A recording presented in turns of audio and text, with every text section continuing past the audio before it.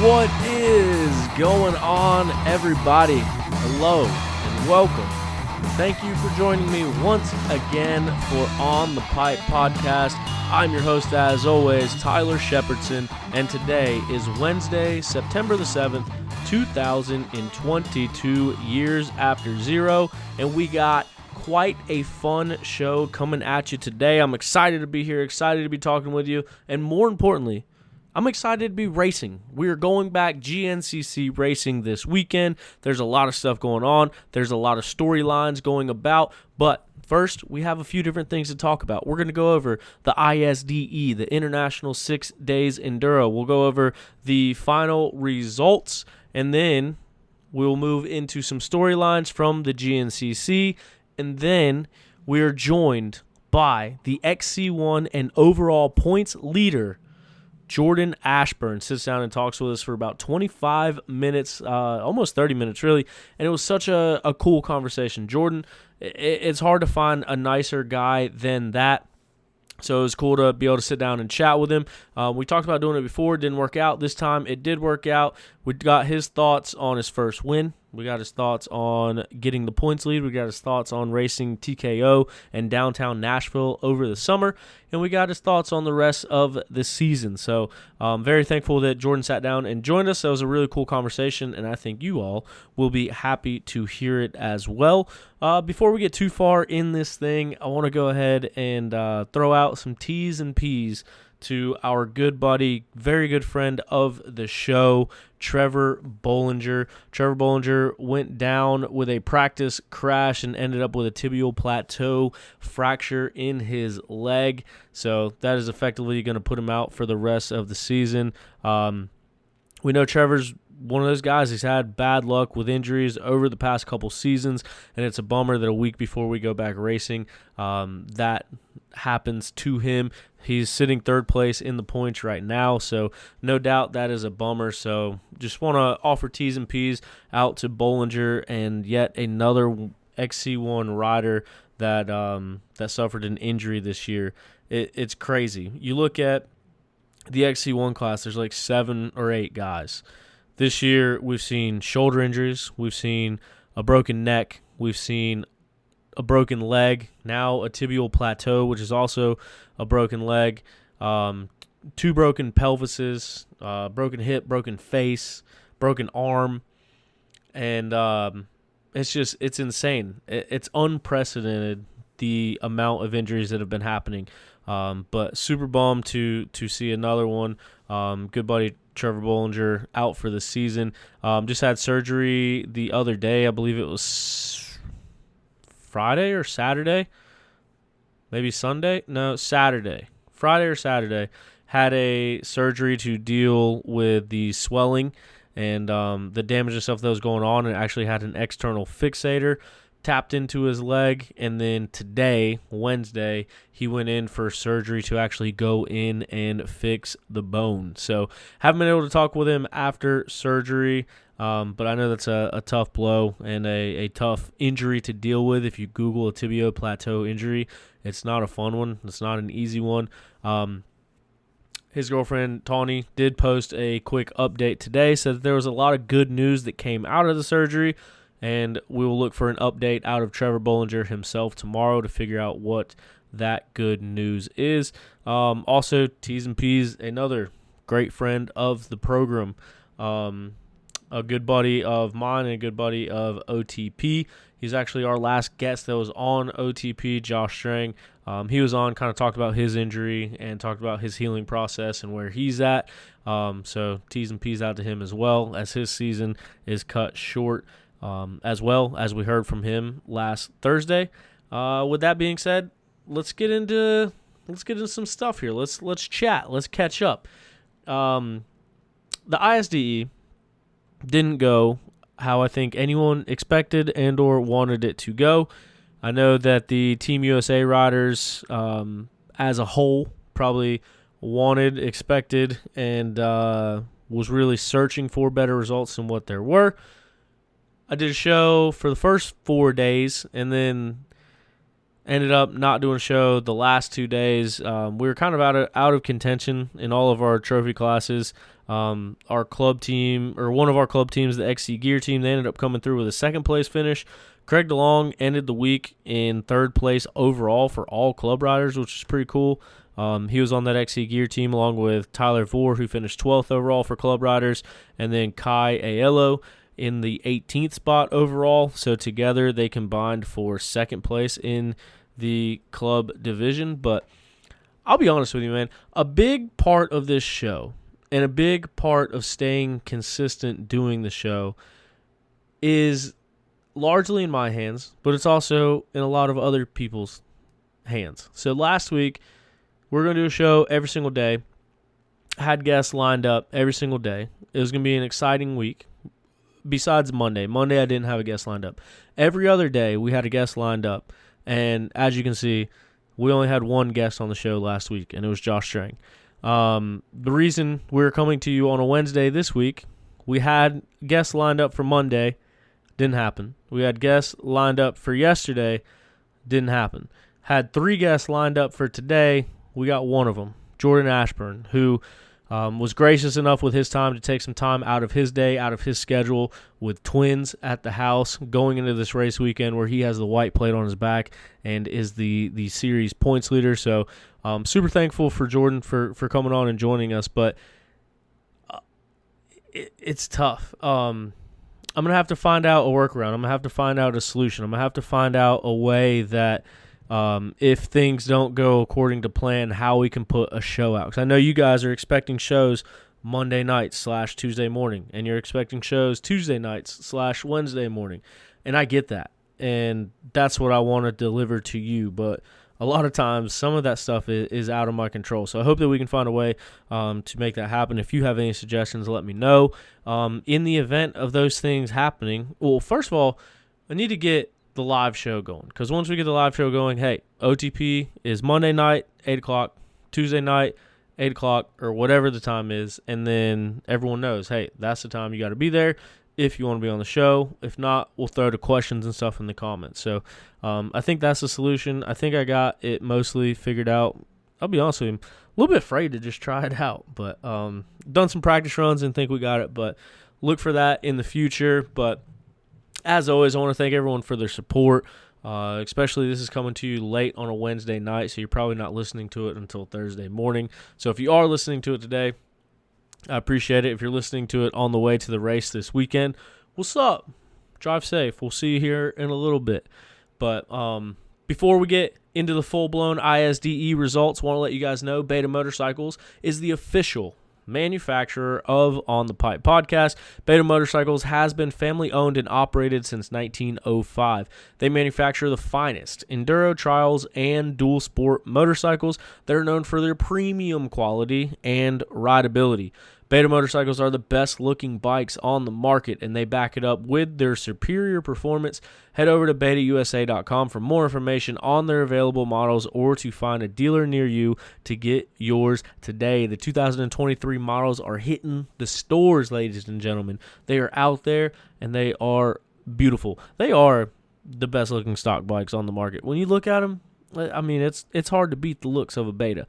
And it's also hard to beat the performance of a Beta. So head over to betausa.com, check them out, read about them, check them out and how good they look. And also check out things like the warranty. It's a dirt bike with a warranty. How you can get your suspension already built for you by the time you get your bike. How you can get whatever parts you want already on your bike when it is sent to you so you don't got to fiddle around with changing it.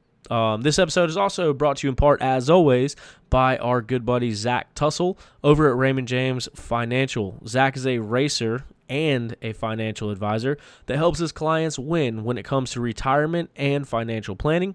If you or someone you know wants to save and invest for their future or is already retired and needs advice for income during retirement, Zach Tussle is always my first recommendation.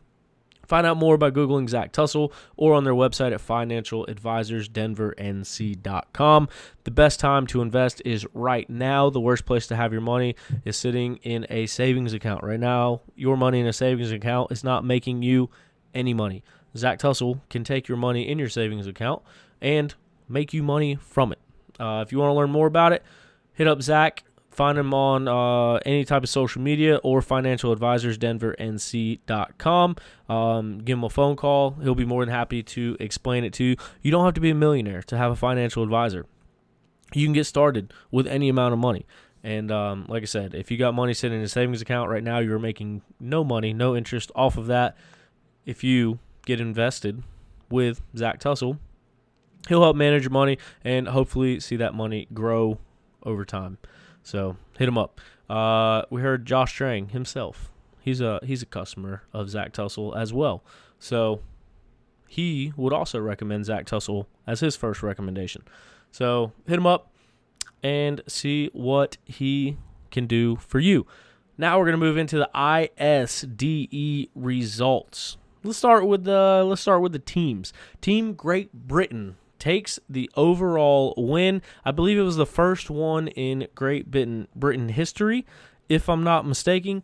So it's kind of like our big sister winning. So Team USA wasn't quite in the running, but with Team Great Britain winning, I mean it's basically like our big sister taking that win there. So it was cool to see them. Steve Holcomb, we're going to talk about him in a minute. We talked about him throughout the week last week. He ended up finishing 4th place. As you all know, Steve Holcomb was over and raced the first 3 GNCCs with us this year on a factory racing beta machine. So he put a beta top 5 overall riders in the world on their way to a team overall championship with Great Britain.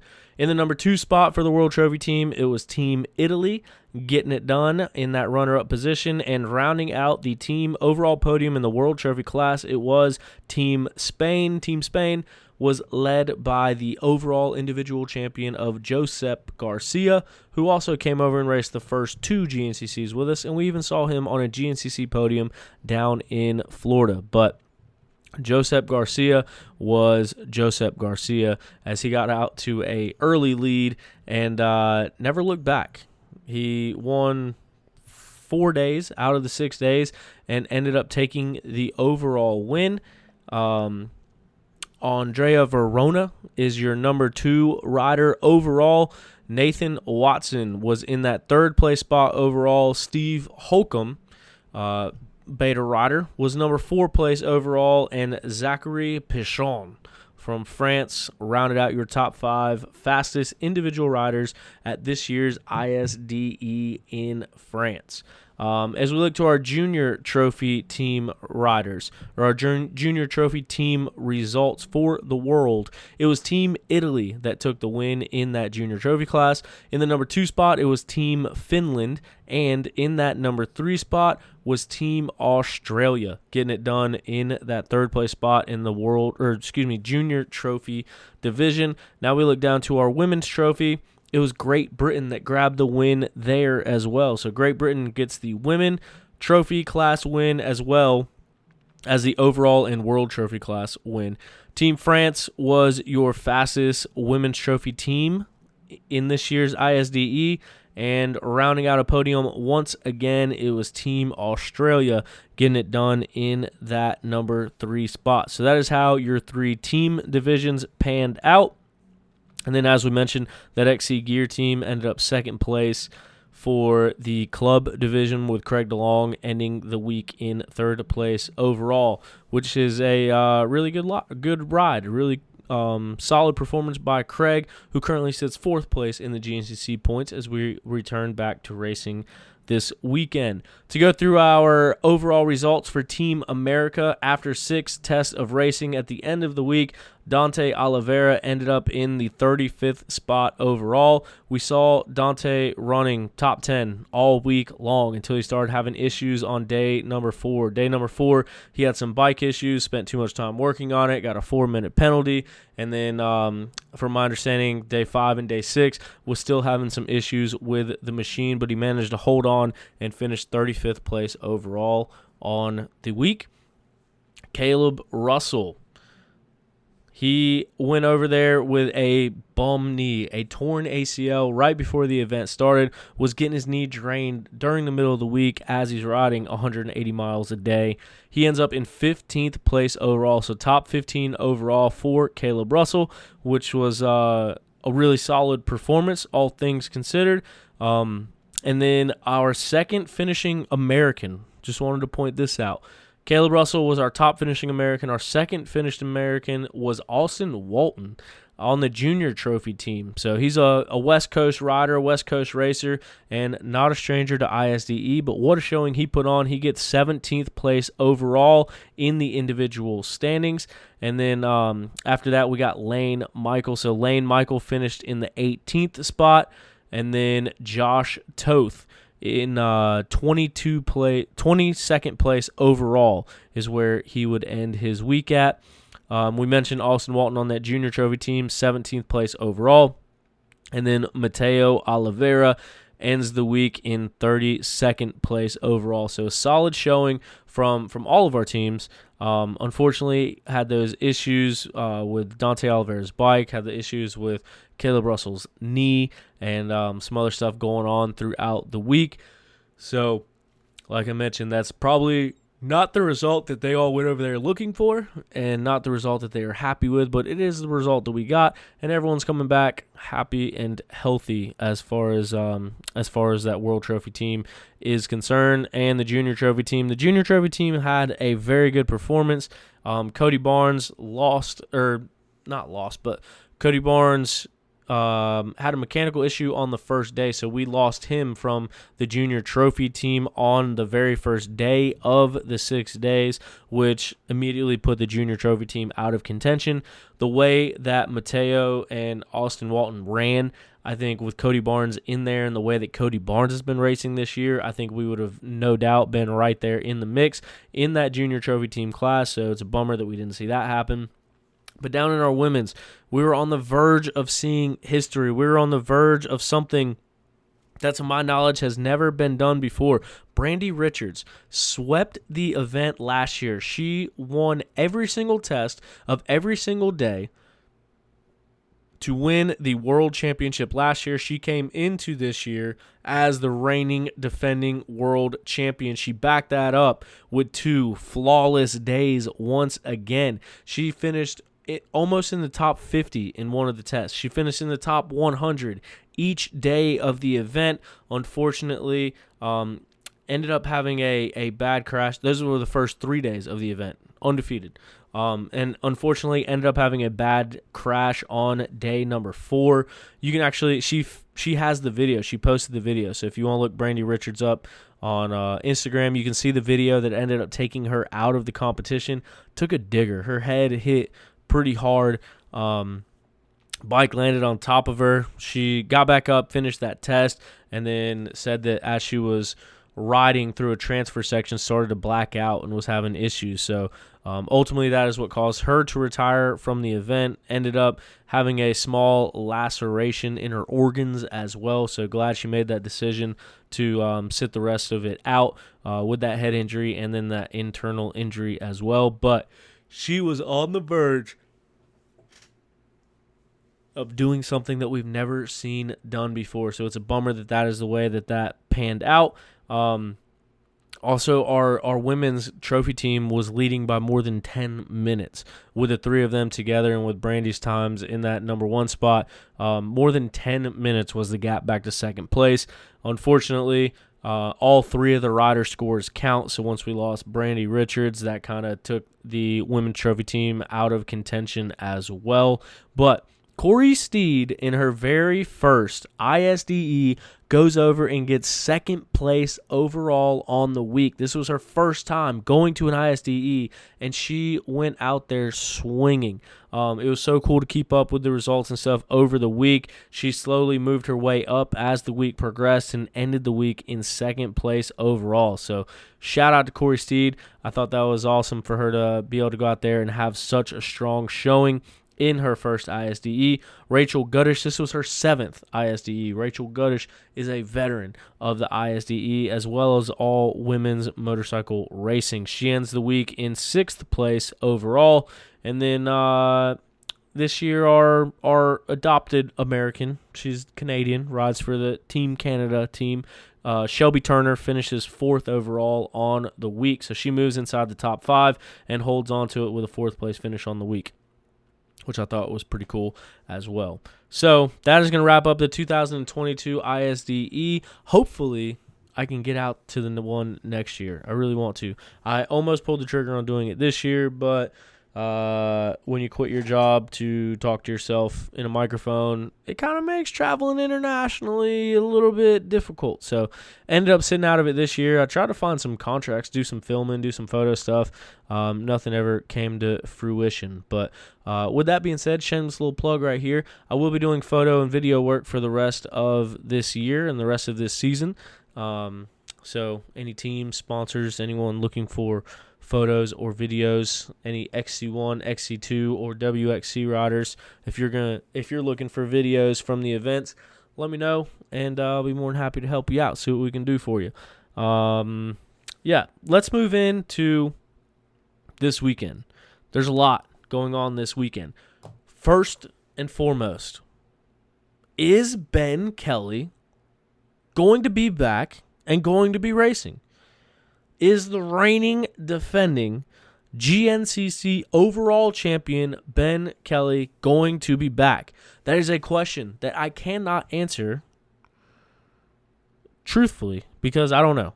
I've heard all sorts of different things. I've heard 3 different answers. I've heard no because of his leg. I've heard no because of his shoulders. And I've heard yes. I reached out, didn't get a reply. If I did get a reply, I would not be saying it without his permission because medical stuff, that's personal. But I have talked with him throughout the process. I have seen him since his leg was broken. So I saw him kind of getting along. Him and I have talked about my leg versus his leg. And I've kind of kept up with him and tracked his progress. Now everything has gone radio silent, which honestly, I don't blame him at all. If he does come back and race, it is a very tough decision. It's a very tough thing. It's a very gritty thing that he is going to be on the verge of doing. And it is no doubt an easy decision because it's not like you or I coming back to a race. Well, I shouldn't say you or I because you might be another XC1 rider or someone fast. It's like me or the average person coming back. You can ease into it. You can do 2 laps and stop. You can ride at a snail's pace. You can pull over on the side and drink some water. Ben Kelly held the points lead until the final round going into summer break. Ben Kelly moved up to XC1 and won his first race. Ben Kelly won the championship last year. Ben Kelly just signed a 38-year deal to stay with KTM in that XC1 class. Ben Kelly is not the type of guy, nor would we expect him to be the type of guy, that would come back and ride just for fun, just trail ride. He's in second place right now in the XC1 points. He's 7 points down with 4 races left to go. He is still right here in the mix. He has the opportunity to do what I've never heard of anyone doing. He has the opportunity to snap his leg in half and win the overall championship in the same season. But as good as that sounds, as cool as that sounds, it is still your life, your wellness, your health. Ben Kelly is young. Ben Kelly has a lot of life in front of him. Ben Kelly has a lot. Let's get this out of the way. Ben Kelly has a lot of career in front of him. But that career shadows in comparison to the rest of Ben Kelly's life. Ben Kelly has a life ahead of him. So shoulders suck. Worst joint ever. Shoulders and knees. Stupid. The way that they're assembled, no good. But it is going to be such a tough decision gauging where you are at physically and mentally of coming back and finishing the season. Now, Stu Baylor's on the show every week. Stu Baylor raced with a broken neck, then raced with a broken face. You kind of got to put that in your back pocket. You can't. That's not normal. That shouldn't be treated as the normal. I think a lot of people would frown upon that. Stu's gonna be Stu. When you look at these serious injuries, it really comes down to your personal well-being and where you are at in your career, where you are at financially, where you are at with your family. there's a lot of decisions that go into this. And what Ben went through was very serious injury.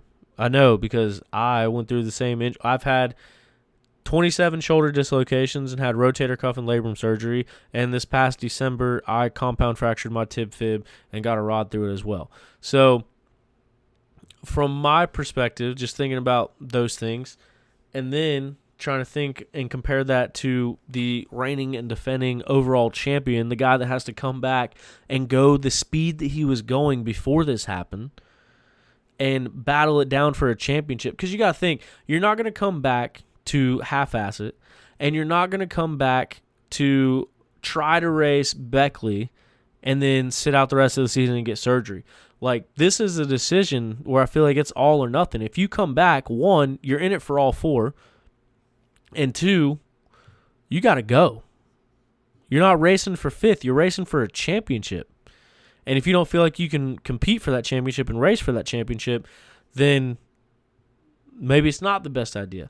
And granted, like I said, these are just hypotheticals and spitballing. I'm just trying to illustrate the picture that is going through, that has to be going through the mind of Ben Kelly, his family, his team, and everyone around him. So I know that is the talk of the town. Everyone's wondering, is Ben going to be there? Is Ben going to be there? I've had tons of messages asking, is Ben going to be there? And I don't think anybody knows. And I don't think anybody is going to know until this weekend. But we're just a couple days away from finding out. So to run through the XC1 points real quick, Jordan Ashburn moved into the points lead with his win at Snowshoe going into the summer break. It was his first career win, and we're going to hear from Jordan all about that in just a moment here. Jordan has 6 podiums on the year and capped it off with a win going into summer break, and that is how he's gotten this white plate. But then we look back in second place, it is Ben Kelly with 180 points. And then back in third place is Trevor Bollinger with 148 points. So that's a big drop from second place to third place with 148, and now Bollinger's out for the season. So that was the third place contender. Back in the fourth place spot is Craig DeLong with 143 points, and then after Craig is a drop all the way back to 109 points. So, what was that, 34 points between Craig, who will effectively be in third place after this weekend, back to Grant Baylor with 109 points. So there's such a big gap between second to third, and then an even bigger gap. No, I can't do math. Not as big of a gap to third place, but still a big gap, about the same size gap. So 187, Jordan Ashburn holds the lead. 180, Ben Kelly in that number 2 spot. 148, Trevor Bollinger in the third spot. 143 is Craig DeLong in the fourth spot. And then back to 109 in that fifth place spot for Grant Baylor.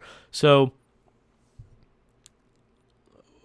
Jordan has gotten in this position by being consistent. Jordan is always there. Jordan is either on the podium or right next to the podium week in and week out. And that has set him up to be in this position that he's in. He's finished third place in the series the last 2 years in a row. And now he finds himself in the lead with 4 races left to go. Realistically, effectively, the only one that can really challenge him for this title is Ben Kelly. And Craig DeLong has the opportunity to make up some points and make up a gap here. But the thing that we're going to see is there's going to be a lot of other riders in the mix as well. We look at Johnny Girard. Johnny came back, and in his first race back at Snowshoe, he ends up third place overall. Johnny has the potential to assert himself in that overall podium position, and I would not be surprised if we've seen him do that. Ever since Johnny Girard has came back from injury, he's won every single race that he's went to. But he can get up in that overall, and he can take some very valuable points away in this championship battle, whether it be between Jordan and Ben or whether it be between Jordan and Craig. Like if Jordan has a bad race, Craig has a really good race, and then all of a sudden some people get in between them, that gap can be made up. That gap can be chiseled away. We're talking about 44 points over the course of 4 races. It's a tall task, but it's not impossible. But if Ben is there, those guys are going to have to beat each other every single week if they want to win this championship. If Jordan wants to win it, he's going to have to beat Ben every race. If Ben wants to win it, he's going to have to beat Jordan every race. And that's the way that this thing can shape out to be. But as I mentioned, all the way back to Craig in that number 4 spot, it's wide open for him to move into third. He'll be in third after this weekend, and then the opportunity is there for him to move into second and to move into first even in his first year as an XC1 Pro. Because you have guys that can play spoilers. You have guys that can get in the mix. Johnny Gerard can get in that mix. We're going to have Stu Baylor back for all the rest of the rounds. Look at what Stu did last year. Stu missed the first round, really bad points in the second round in Florida, and then came back and put on this performance that saw him battling for the championship on the very final round. So Stu is going to be back and mostly healthy. He will certainly be a contender for wins and in that top 3 spot. Ricky Russell, we saw him take the win at the Mason-Dixon. We saw him get second place by less than 2 seconds at Snowshoe. He is a man on the mission as well, and he can move into the lead. He can grab another win on the season. He'll be a podium guy right up there in the front. Thad Duvall. Thad Duvall is going to be returning from injury, and he will be there for the last 4 rounds. Thad Duvall is Thad Duvall. He's going to be right there in the mix as well. So you have all these guys that can assert their way into this overall, that can kind of wreak havoc to an extent. And this thing is still far from over. There's a lot of racing left to happen. So I'm excited to see what's going to happen. I'm excited to see if Ben's going to be racing this weekend. Obviously, I would love to see that just for Ben's sake and going through this injury and the devastating blow that it was to get this injury. So I hope we see Ben back racing, but I think time will tell, and we'll see this weekend. We look down to our XC2 points. It is still Lyndon Snodgrass is holding on to the white plate and the points lead. Lyndon has 198 points in the number 1 spot. Ryder Lafferty is your number 2 XC2 rider with 175 points. And then Mike Witkowski has 167 points sitting in the 3rd place spot. And then Rui Barbosa and Cody Barnes are both right there in contention in the 4th and 5th spots. So Lyndon, we've seen him having a career year. We've seen him learn the ins and outs of GNCC. We've seen him get better and better. And now we see him with the white plates going into these last 4 rounds, just 23 points ahead of Ryder Lafferty. So those points can be easily maintained, and they can also be easily made up. So that XC2 battle is far from over as well because, like we mentioned, Johnny Gerard is back in the mix. Guys like Gus Reardon, he's going to be right up there in the front. Guys like Rui Barbosa, Cody Barnes. We've been seeing these guys on the podium. Ryder Lafferty, we saw him take a win. We saw him be on some podiums. He's in that number 2 spot. He's leading he's not leading the points at National Enduro. He's in 2nd place in points at National Enduro. He's getting confidence. He's learning that he can do it. Signing a deal for next year, so he's got stuff riding on it. So he'll be right there in the mix as well. But I'm a little bit of a homer here. Lyndon Snodgrass, one of my good buddies, a good friend of the show. As are all these guys. Like I'm buddies with all these guys. I want to see all of them do good. I wish everybody could win the championship, but they can't, unfortunately. But to see the work that Lyndon's put in and to see the position he's put himself in, it'll be cool to see if he can maintain this lead throughout these final 4 rounds and wrap up that championship and get it done. But there's a lot of hungry people right behind him, and that XC2 class is so damn competitive that literally the entire top 5 can shift every single race. Liam Draper can be there. Mike Witkowski can be there. Ryder Lafferty can be there. Rui Barbosa, Evan Smith, Jonathan Johnson, Cody Barnes. Like, all these guys can be right there on any given race. And so that is one that is far from over as well. I would say Ben Nelko would be there, but breaking news, you might have saw us doing a little bit of bullying to Ben Nelko on Instagram, on OTP Instagram. We have finally convinced him this weekend. Benjamin Nelko will be making his XC1 class debut. I've been trying to convince him to do this all year long. He's finally doing it. He's got the 450 built. I just talked to him before we did the show. He went riding today. He's going riding tomorrow. And he's going to take that Steel City Men's Clinic big girl, the big 450, out to Beckley this weekend and put it in the XC1 class. So, I mean, he's a 450 rider. He rides a 450 better. He rides a 450 faster. And I think racing from the front row rather than the second row is going to be a completely different day. The XC1 guys aren't trying to win the race on the first lap most of the time. It's not as big of a battle as that XC2 row. Everyone's not going balls to the wall straight out the gate. Everyone kind of settles into a pace and races throughout the entire event. So I think those two things combined is going to be beneficial for Ben, and I'm stoked. I can't wait to see Nelco racing in the XC1 class on that old Steel City Men's Clinic Honda, putting some steel back in everybody's life in that XC1 class. So that'll be cool to see as Ben's friend and manager to finally convince him to move up. But another one to look at is the women's pro class battle. This thing is far from over as well. Let me preface this. There was a little bit of discrepancy. I sat here and no lie, I calculated these points at least 7 times because the women's pro, they get 2 drops. XC3 and women's pro both get 2 drops. And I did the math no less than 7 times, probably a little bit more than 7 times. And the total points on the GNCC results website is not the total points that you get if you actually add them up. So I don't know if I'm missing something. I don't know if I'm doing something wrong. But when you add up the results, Taylor's points are wrong and Corey's points are wrong. It says Taylor has 211 points. I added this up a gajillion times. She has 221 points, according to my calculations. When you look at Corey Steed, it says she has 209 points. When I added them up, it's 212. So either I'm missing something or the website's completely wrong.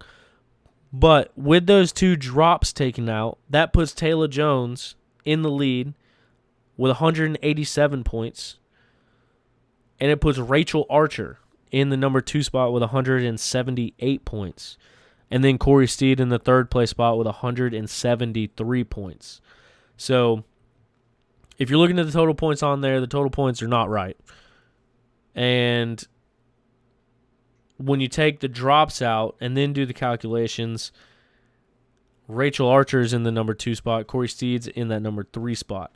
So this battle is far from over as well. So the effective scores right now with drops is Taylor Jones, 187, Rachel Archer, 178, and Corey Steed, 173. So 9 points back to second and 5 points back to third. That's one race, and that whole thing can shift. If Rachel gets first, Corey gets second, Taylor gets third, then all of that stuff changes once again. So that is going to be a battle down to the wire. Each one of those riders can win at any moment. Taylor Jones, a 3-time GNCC champion. Rachel Archer came down to the wire last year with Becca Sheets, almost got her first championship, ended up in the number 2 spot. And then Corey Steed has just been on fire lately everywhere she goes. Second at the ISDE, grabbing a couple race wins this year. She is no doubt a competitor in that WXC class. But Rachel Archer has to be so hungry for this. She's dealt with some sickness and stuff early on, and now she's had the summer to recover. Sitting in the number 2 spot, like I said, with adjusted points. But Taylor Jones has been here before. She's won 3 of these things. So she sat out of this year's ISDE. So no doubt, or undoubtedly, she's been training over the summer and looks to hold on to that points lead and looks to make it her 4th championship battle. But this one's going to be, it's going to come down to the wire, especially if everyone is fully healthy. If Rachel is fully healthy, she's a completely different rider. We saw that last year. Look at how dominant she was the past couple seasons, really. But, yeah, so that'll be an interesting battle to keep an eye on as well. with that being said, I think that's the majority of the storylines we got heading into this weekend. Thad Duvall is going to be back on a bike and racing. Stu Baylor is going to be back at GNCC Racing. Johnny Gerard is going to be back at GNCC Racing. And we're all going to be back at GNCC Racing. I will be there. I will be filming, like I mentioned, doing some social stuff for riders, XC1, XC2, and WXC riders. If you want some stuff for social media, hit me up. We'll talk about it. Obviously, it's going to be very advantageous for riders, businesses, companies, advertising. If you need some video, some photo stuff done, hit me up. We will discuss that as well. But other than that, super pumped for this weekend. Follow us on Twitch. I finally got it changed. It is On the Pipe Podcast on Twitch. Share some cool and interesting stuff on there. And then follow us on all the socials. As always, be a friend, tell a friend. If you enjoy these shows, send them to somebody so they can enjoy them as well. Really appreciate you guys being here. Really appreciate you listening and supporting OTP. It means the world to me. And the sky's the limit. I'm still very much up to something, but up to something season has changed drastically. Every time I turn a corner, every time I think we're ready to announce this thing, every time I think all my ducks are in a row, duck season opens and all my ducks get blasted. So we're still working on it. The original Up to Something season, there's a new addition to Up to Something season. There's also going to be very, very, very, very, very cool if it works out. That one is going to be a lot different, but Up to season is still very much in swing. We just have a lot more to figure out now. But like I said, thank you for listening. Thank you for being here for OTP. We will see you this weekend, and then we'll be back on a normal schedule. Stu will be here every Monday. We'll be doing shows every Tuesday. We're going to be dialed, profiled, in style, back going. So, all right, now we're going to go to the GNCC overall points leader, the White Plates, coming off of a win at Snowshoe to go into the summer break, Jordan Ashburn. Jordan, how's everything going today? Yeah, it's going pretty good. We're getting stuff together for the weekend, and I think we're about ready for it. Man, it's coming up. It seems like the summer break lasted so long, but now that racing is back, it seems like this came out of nowhere, if that makes any sense. Yeah, every year it's like the summer, you can't wait till the summer, and then you start it, and it's like, okay, I want to take some time off, and then like this summer was gnarly. It was just hot. It was dry all year. It was never ending. And then the past few weeks, though, it's like, okay, we got 3 weeks for the race. And then, you blink, and it's like, oh, it's next weekend. Yeah. How is it already here?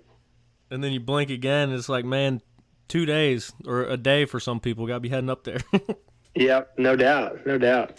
But, man, have you seen the bike with white plates yet? You got them on there? Yeah, we do. Actually got to ride the race bike this week and make sure everything was all good, and yeah, it's fresh looking. I like it. Heck yeah, I bet it does look good with those white plates. How does that work though? Do you, new race bike, is it just the same bike you've been running all year, or do you guys put a new race bike in after summer break? No, I raced this bike at Snowshoe. Okay. Yeah, just getting everything dialed in on it and stuff adjusted. It's been torn down and rebuilt and freshened everything up. So put some time on her, and yeah, it was a new bike. I think before Snowshoe maybe, or the one before race before Snowshoe maybe. Okay, so you do change them out throughout the year. Yeah, we do. We usually do one bike about midway.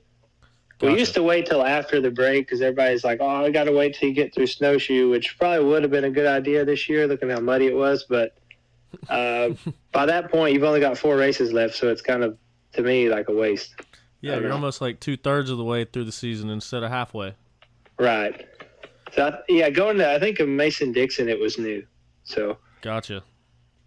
So still pretty fresh. Snowshoe put a bunch of, I think it kind of bumps the hours up a little bit just because of the conditions. But man, It may have been only 3 hours, but yeah, it was probably like 12 oh dude, this year it in was reality. sloppy too. Yeah, it was pretty gnarly. It was one of the gnarlier ones we've had in quite a while. Well, actually, a long time. Yeah, man. Let's talk about it. Let's talk about Snowshoe. That has been, and I kind of talked to you back and forth at the races and stuff throughout the season, but it has been such a long time coming for you to get that first overall win. And you get it done at Snowshoe, heading into the summer break, and just a cherry on top, you get the points lead with that win. Talk us through the day, man. Like, what was it like lining up to that race, and then with the rain coming down right on the start, rain coming down right in the middle, and dealing with the sloppy track? Just how was that overall Snowshoe experience, and what was going on in your mind throughout that day? I think it's what everybody anticipates Snowshoe as being. Like, that was it. So it's like Snowshoe is kind of the hard race of the year. And, I mean, it's not surprising up there for all the factors that played into it to have happened. Like the rain, like on any given weekend we've been there in the past, like it rains like that every weekend, it seems like. So, yeah. But to do it, like, I guess for Saturday, the quad guys got it as soon as they started. And for us, it was during the end of that morning race. And usually when it happens late in the morning before us, like, it's going to be bad. So the first lap, I mean, when we started that race, there was just so much water everywhere, just running down the hills, and it wasn't bad. Like, traction was good. It was washed all the mud off, and it would have been awesome if it had stayed like that all day, just been raining throughout the race. Mm-hmm. Or if it would have rained a little closer, like, to our start, if we would have started on time, like, we'd have got half of the race and still been, like, it wouldn't have been as muddy of a race, I don't believe. Yeah.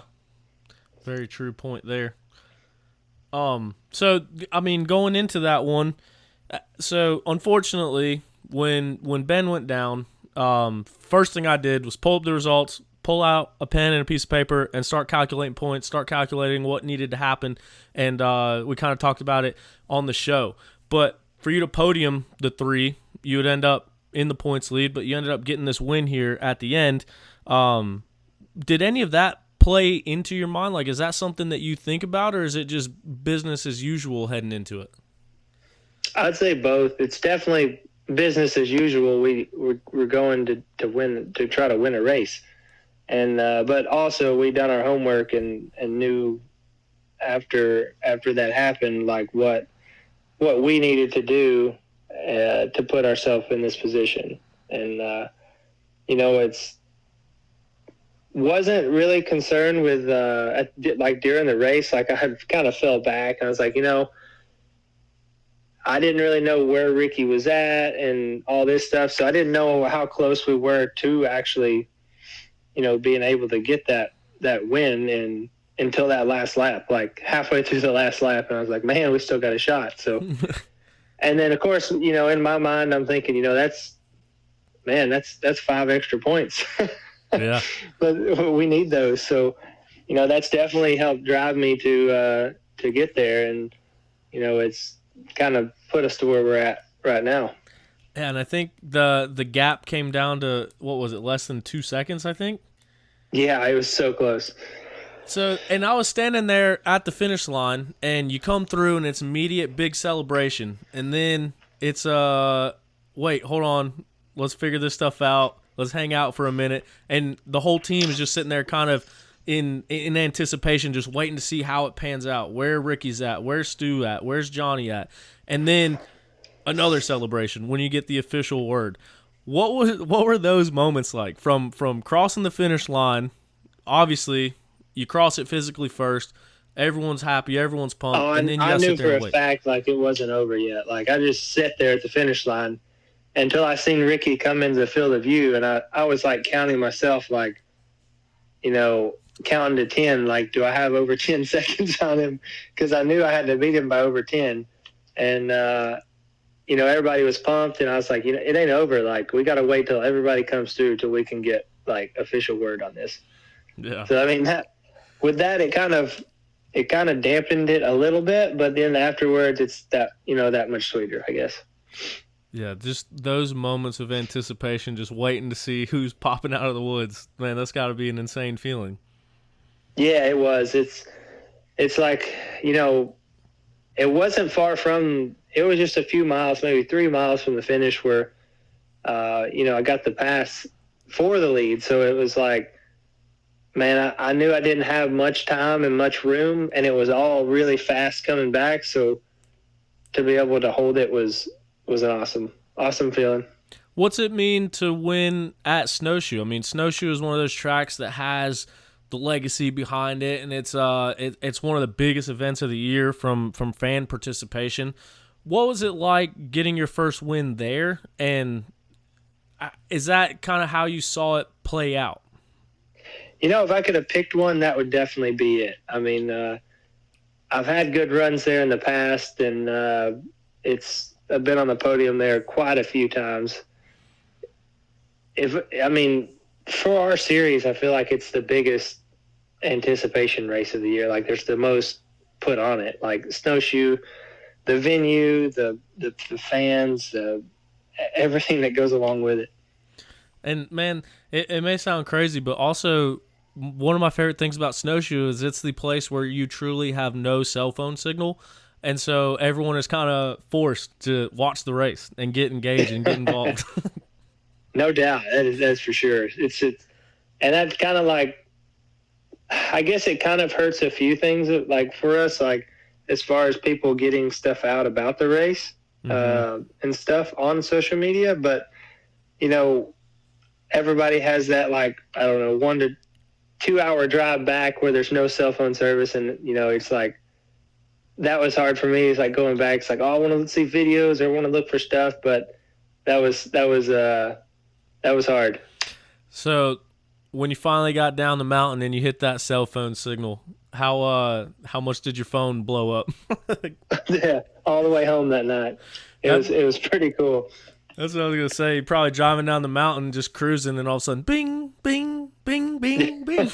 That was spot on. There was a couple places that would happen. It's like a few messages would come in here and there, and it was cool though. It was fun. It's kind of like, hurry up and wait and kind of be patient. Yeah. And that, and too, with without the wife and the kids being there, I'm sure that has to be hard too, to not be able to, or have to wait that time to be able to chat and talk about all that stuff more. Yeah, for sure. That was the biggest thing. I really wanted my family to be there, and it was a very difficult race as far as it's good for spectators, but it wasn't good for us, like, logistically to come to bring the kids. So they'll definitely be at the rest of them this year, and hopefully we can do it again. Oh yeah, primed and poised, got the white plate, the points lead. That's not the last one, I don't think. Yeah. But no, man. So what was the celebration like? I mean, you're a guy, and a big part of why you're in the position that you're in to finish first, you must first finish, and you have been one of the most consistent guys in the sport. 6 podiums this year, 6 podiums last year. You're always right there. You're always right at the front. And I know you've been searching for that win, and you've come within like a few turns of winning a few races in the past. You finally get it done this year. You finally get it done at Snowshoe. What was the celebration like? What did you go out and do? I know you probably got back home to the family first, but what if any was the celebrations of finally getting it done? I guess just nothing crazy, just the support from the family. And, we've worked our whole career and life towards, winning a GNCC, and to finally get it done was awesome. And just being able to celebrate that with friends and family was a really cool experience. And I'd like to do it again. That's for sure. Yeah, that's awesome, man. So let's go into the summer. You had a little bit of a busy summer. Saw you down at the TKO a few weeks ago. How was it racing in Nashville? Because first we had Thursday night downtown Nashville under the bright lights right there on Broadway Street, and then the TKO from that weekend. So what was the Nashville experience like from your perspective?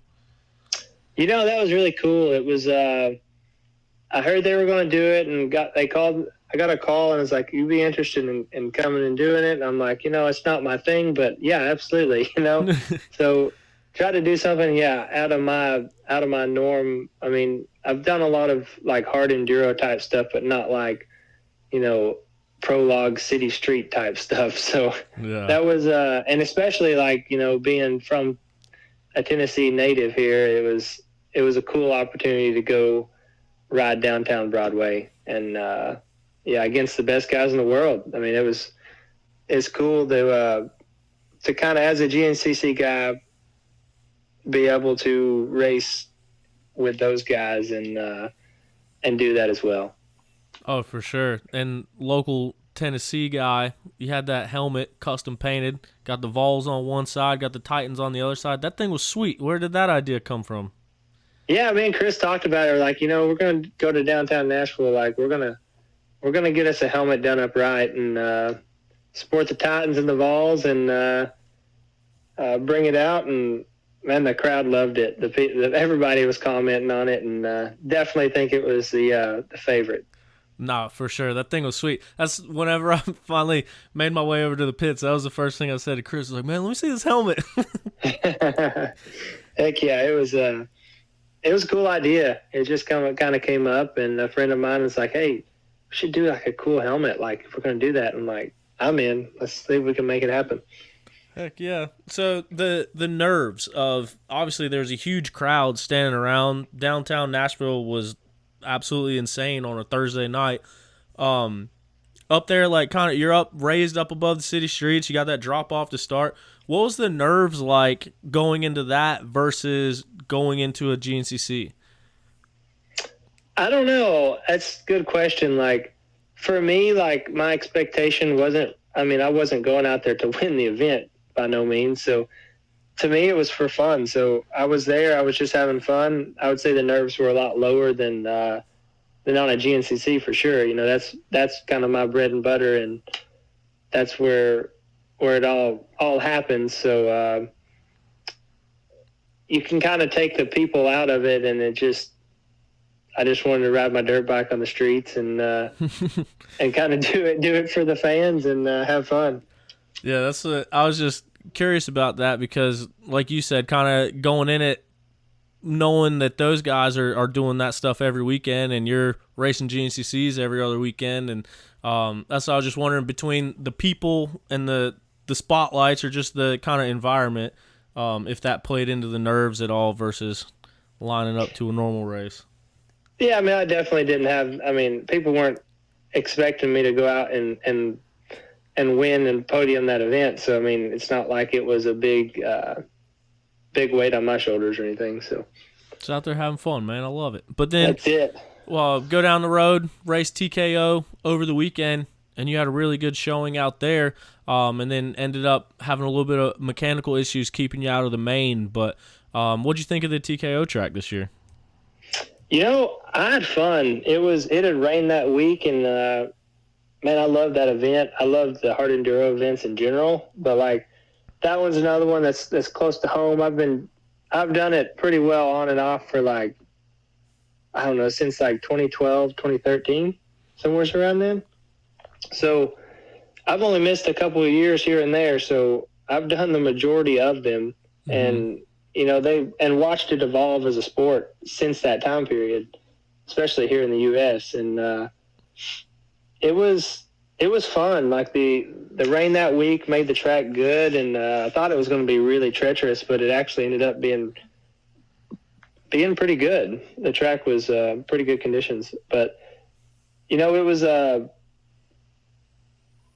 don't know, like they've changed it over the past couple of years, like the way the race formats are. The last race used to be on one side of the property, and now it's on the other, and it's kind of more fan friendly and a little more racy track, and that's actually what we kind of do the hot lap on. And man, I had a terrible hot lap. Like I don't even know what I was doing out there. It's like super early in the morning, and I get out there, couldn't get up the hill climb a couple times, end up taking the bypass line around it. And so that put me like super far back in the first race, and I think I ended up like 12th the first race. And let's see, we went from there. And so the second race, you had to start like in rows, like rows of 5. Yep. So I think I was on the second row, and you had to finish top 3 to go to the final. Top 3 or 4? Maybe it was top 4 this year. Yep, top 4 from each row. Top 4. So I ended up getting second in that one behind Mario, and I think it was like 5th overall on that race. So I was super pumped with that result, and had to kind of milk the bike in the last couple miles though, because I'd knocked a hole in the radiator hose, and I thought it was actually a fuel leak. And after we got done, we found this radiator, and it kind of took its toll on the bike. So we opted out for the main, and we had fun, and that's all we were there to do, and just kind of mix it up a little bit with those guys and have a good time. Yeah, man, it was cool to see. And so that was my first time going to TKO. I've been to Battle of the Goats a few times, and TKO is always an event that I've always wanted to do, but with it being in the middle of summer, it seems like there was always something going on and I could never make it. But what a different environment, man. Like, I can go to a GNCC, it seems like I know everybody. Like, I can name people back to the C-class rows. And then I go to a hard enduro, I was like, there's Jordan. And I was like, who's everybody else? But it's such a massive, that's such a massive event, though. Like, for here in the U.S., it's a big race. Like, there's a lot of people. There's a lot of racers. Like, because, they start racing Friday. And then there's a lot of, it's internationally huge. Like, being part of that, the World Series. That was my biggest takeaway from it. I don't know. I can't think of another woods race I've been to with the amount of people from other countries there viewing it. Like, people were lining the tracks, and people had only air 6 horns. days, 6 days, but that's its own kind of discipline. Yeah. I want to make it to one, but yeah, like any race that I've been, because like it was so crazy because I'd walk a little bit and I'd hear some Spanish, and I'd walk a little bit and then I'd hear some like Italian or something. And I'd walk a little bit and hear some French, and like it was I don't know, it was a unique experience for me. But then like everyone's out there with air horns, and I think one of the biggest things I noticed is every fan knew everything. Like, you go to a GNCC and the overall leader comes by and someone's like, "Who's that?" Or who's that guy? Yeah. Yeah. And then out there, like, every crowd that I was standing in, as every person came by, they're like saying their name, their stats, what they've done, and and they're cheering for like every one of them. Yeah, it was cool. And then I would always hear, "Oh, that's the GNCC guy." Yeah, I guess I kind of in that form kind of am known for being called that GNCC guy. There's that GNCC guy over there. Well, I think it's also too because it seems like when you go to hard enduros, you're running up front and you're doing really well, and so those hard enduro hardcore fans all of a sudden see this GNCC guy come in and run up front. Yeah, it's pretty cool. It's pretty fun. They're fun events, like I say. It's just so much different than what I've always grew up riding stuff like terrain like that, being where I live, but there never used to be races in the U.S. like that. So, and, GNCC is the big thing here in the States, and that's where all the support is, and that's where we make our living. Is the fans. Just the crowds are so big at the GNCC, so it's where all the support's at. Yeah, for sure. But how important is it? And I won't take up too much more of your time here, but how important is it to you, or how important has it been? It seems like things just fell right in line with you going over to the Magna 1 team. Chris Landers, all the guys out there, you guys, it's really like a big family. And I know you guys are local to each other, and so you ride together, train together with Chase and everybody else. But having a team like that supports you, and even though you're leading the points at GNCC, still says, you know what, let's build a bike. Let's grab the rig. Let's go race a hard enduro. Let's go race downtown Nashville. Let's just go have some fun. How important has it been to have a team like that supporting you? It's awesome, like to let them guys, it's my decision to go race it and to race the TKO and stuff. She's like, it's something I do and ride all the time. It's not any different than, I ride hard enduro more than I ride motocross. If I really put it down on the paper and add it up where I ride the most. So, for me to go do that, it wasn't anything out of my normal. So, Chris was like, if you want to do it, yeah, let's go do it. So, we went and we did it. And, he's always really supportive of whatever ideas and things that I have. And, to have the team, come and GNCC's last year and us finish the top 3 overall and, get 6 podiums. It was awesome, and then coming into this year, we knew we had everything dialed in to make another good run at it. And, we're sitting in the points lead, and I kind of exceeded, I guess, both of our expectations at some point. We want to win, but, I'm 31 years old, so it's just kind of like we're just keeping on, and consistency and everything's always been what I've aimed for. And, me and Chris just both see things alike, and it's just been a great team. It's been a great team. Cool, man. I'm glad to hear that. I'm glad it's all pointing in that direction. Real quick, before you switched over to the Magna 1 team, you went and raced TKO on a KDX. How was that experience? Was that more fun, or just compared to racing it in normal years and then jumping on the KDX? Oh, man, oh my gosh, the fans that year were unreal. I've never had that much support racing a single race in my life. Having that much, come on, just keep it going. Come on, you got it. People just chanting KDX, KDX, KDX, they still talk about it. Every year I go there, it's, where's that KDX at, So it was awesome. It was such a cool experience to do that. And was it difficult? Absolutely. That thing kicked my butt. Dragging that thing through the rocks, it's like an old dinosaur, So the forks were hung in every single rock you ever tried to go across. But it was a cool experience. Man, I can't think of TKO without thinking of Jordan Ashburn on a KDX, to be honest with you. But I know what you mean. Obviously, we're going a little bit different speeds, but I raced Battle of the Goats on a KDX, and my fork lugs got hung on everything in existence, including the Enduro Cross track before you even start the race, and then Tristan Hart sitting there on live video watching me in a Hawaiian shirt on a KDX stuck in some tires. Hey, bro, your forks are hung.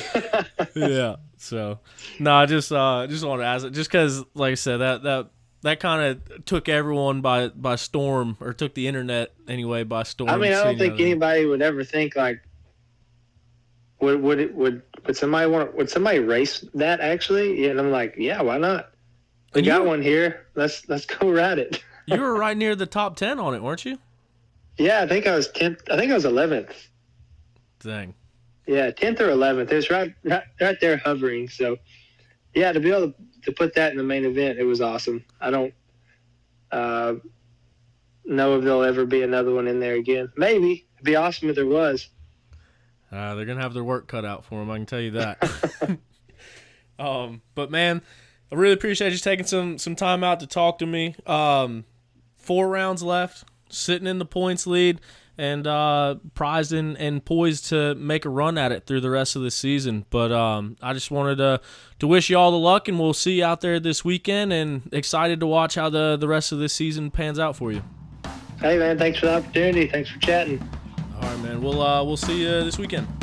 All right, see you. Bye. Bye.